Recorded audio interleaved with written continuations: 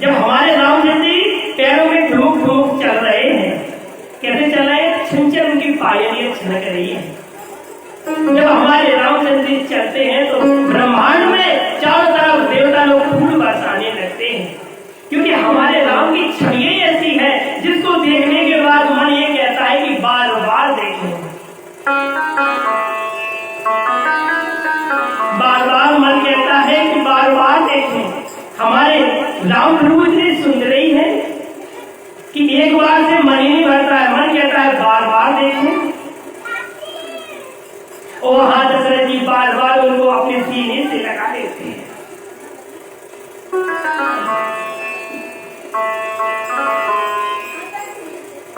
जब उनके नाम की बारी आई, इनके नाम अनेक अनुरूपा। जब वत्स जी उनका नामकरण करने के बाद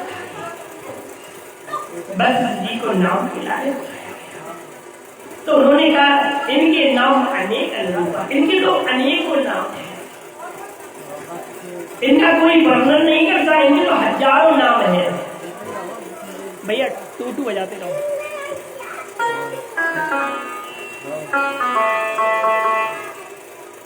इनके नाम अनेक अनुरूपा, मैं नरम कहे सुमति अनुरूपा, जो आनंद सिंधु सुख राशि, सीकर से त्रिलोक सुवासी, जो सुख धाम राम असलामा, अखिल लोकदायक विश्रामा, विश्व भरण पोषण कर जोई, ताकर नाम भरत रस होई, जाके सुमरन से रघुनाथा, नाम सतुवर वेद प्रकाशा। तो उनका नामकरण करने के लिए गुरु जी ने कहा, बड़े सुंदर शब्दों में उन्होंने कहा कि इनका नाम राम। राम से राम का नाम बड़ा होता है, और राम की तो बड़ी महिमा है। कैसे महिमा है? क्योंकि हमारे राम का नाम स्वयं शिव समूह लेते हैं। हर क्षण भोलेनाथ राम राम कहते हैं, और जब आप अपनी राम से प्रीति लगा लोगे तो इस संसार से तो आपका मोह छूट ही जाएगा। तभी तो हम कहते हैं आप सभी से, अगर आपको समय मिले तो एक माला हमारे राम की कर देखो आप, क्योंकि राम कथा में आनंद नहीं है, परमानंद है। और इस कथा के हर एक अध्याय में हमने बताया कि स्वयं हमारे प्रभु रामचंद्र जी बात करते हैं,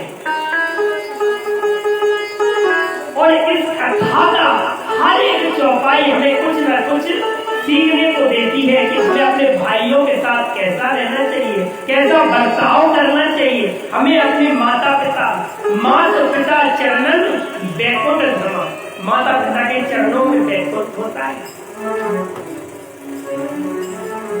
माता पिता के चरणों में बैकुंठ ऐसे ही नहीं कहा गया,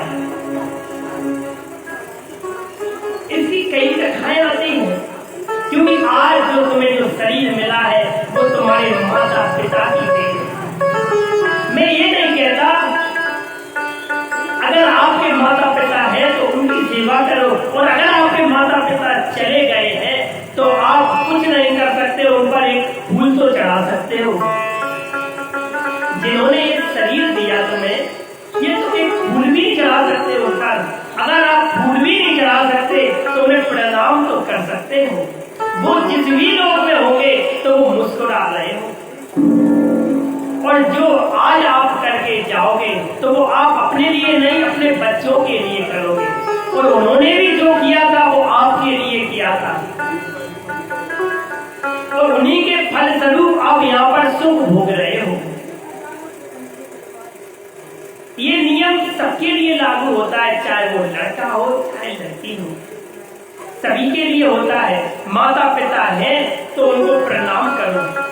अगर वो कहीं बाहर भी रहते हैं, आप कहीं और आ गए हो तो वहीं से उन्हें प्रणाम कर लो। अगर वहां से अगर आप प्रणाम उन्हें करोगे तो हम एक विश्वास के साथ कहते हैं, जैसे आप उनके चरणों में मस्तक रखोगे तो वहां जाकर उनके चरणों में जरूर स्पर्श होगा। क्योंकि माता पिता का रिश्ता ही बड़ा अनोखा होता है। बच्चे कहीं पर भी रहे, चाहे वो उन्हें क्यों न छोड़ दे, पर माता पिता अपने बच्चों को कभी नहीं छोड़ते, एक क्षण भी अपन से दूर नहीं रखते।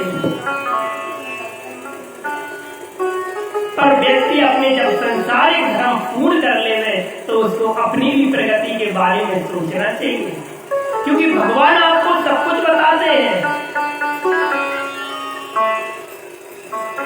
कई बार आपको आभास भी कराते हैं इन हाथों द्वारा, पैरों द्वारा, आंखों द्वारा। जब आपकी एज बढ़ने लगेगी तो पैर गवाही देने लगेंगे, पैर भी कहेंगे कि अब भैया अब भजन कर लो, और आंखें भी कहने लगेंगी कि अब तो भजन करे लो। बड़े भाग मानस तन पावा। अगर आपको ये जीवन ईश्वर ने दिया है तो भगवान का भजन जरूर करना चाहिए, और राम राम तो लेना ही चाहिए। आप कुछ नहीं ले सकते तो राम राम का नाम तो ले सकते हो। राम कथा आप कुछ नहीं कर सकते हो, राम कथा में भगवान का नाम तो ले ही सकते हो, क्योंकि राम कथा का बड़ा ही महत्व है। पूछती रघुपति कथा प्रसंगा, सकल लोक जग पावनी गंगा। ये गंगा के समान है, जिसके अंदर आप जैसी गोटा लगाओगे आप पवित्र हो जाओगे, आपके सारे पाप क्षीण हो जाएंगे। बड़े भाग्यशाली होते हैं वे लोग जिनके माता पिता होते हैं। हमेशा अपने माता पिता का कभी दिल दुखाना नहीं। एक संत ने तो बड़े सुंदर शब्दों में कहा भी है कि नहीं चाहिए दिल दुखाना किसी का, सदा ना रहा है ना सदा ना रहेगा ये जमाना किसी का। सदा नहीं रहेगा आपके पास, जो आज है वो कल नहीं रहेगा। जिस तरह ध्यान करो अपना बचपन, आपका शरीर कैसा दिखता था और आज देखो। अगर ईश्वर ने अगर शरीर दिया है तो भगवान का भजन करना चाहिए, ईश्वर की सेवा करनी चाहिए।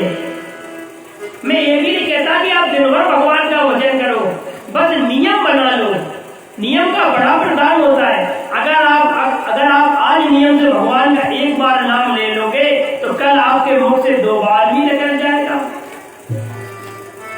और भगवान को आपके चढ़ावे से मतलब नहीं है। अगर आपको भगवान को अगर आपसे मतलब है तो आपके केवल भाव से है।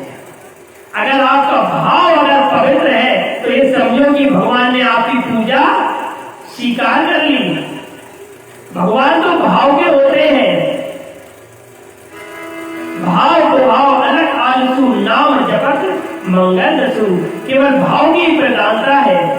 जब आप भाव से भगवान को बुलाओगे तो भगवान जरूर आएंगे और आपका जो कष्ट और पीड़ा हो रही होगी ना उसको भगवान दूर कर देंगे। और हमारे प्रभु तो बड़े दयालु हैं, वो तो यही सोचते हैं कि हमारा भक्त एक बार हमारी तरफ देखे तो, और जब आप देखोगे तो उसी रूप में भगवान आकर आपके कष्ट को हरने आ जाएंगे। ऐसे हमारे प्रभु हैं। और प्रभु तक पहुंचने का सबसे सरल तरीका कैसे आप